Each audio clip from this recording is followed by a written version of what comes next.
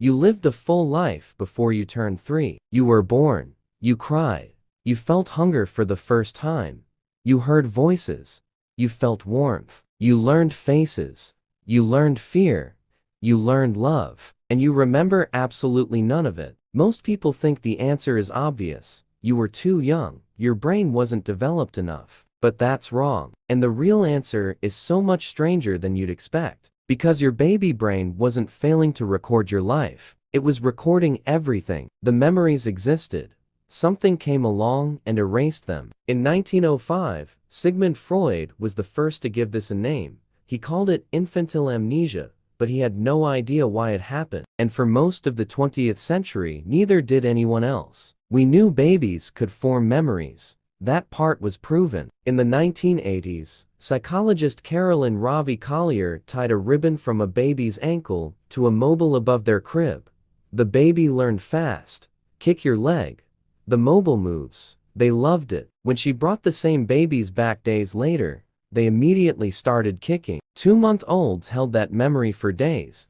6-month-olds held it for weeks. So infant brains can learn, they can store, they can recall. But by adulthood, every single trace is gone. Here's the first reason why. The hippocampus is the engine of memory in your brain. It takes lived experience and encodes it as something you can replay later. In adults, it works with the prefrontal cortex to tag, store, and retrieve those memories. But in infants, this entire system is severely underdeveloped. The connections between the hippocampus and the cortex are still being built.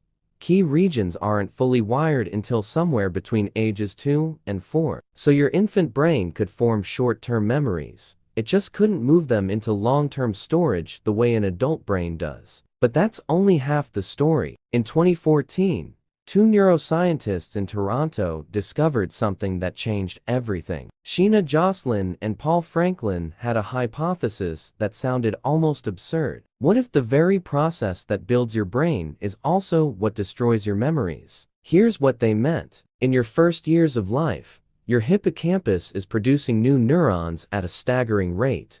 It's called neurogenesis, and it's essential. Those new brain cells wire up the circuits you'll use for the rest of your life. But every time a new neuron integrates into an existing circuit, it disrupts the connections that were already there, the connections that were holding your memories. They tested this on mice. When they artificially increased neurogenesis in adult mice, those mice started forgetting things they'd previously learned. When they slowed neurogenesis in infant mice, those infant mice held on to memories for longer than normal. The conclusion was deeply counterintuitive. Your baby brain wasn't too weak to hold memories. It was too busy growing. The same explosion of new neurons that built your brain overwrote the memories stored inside it. Your earliest experiences weren't lost because they were never saved. They were lost because your brain kept building new rooms and tearing down the old walls in the process. But there's one more layer, and it might be the strangest part. To form what scientists call autobiographical memory, the kind where you are the main character of a story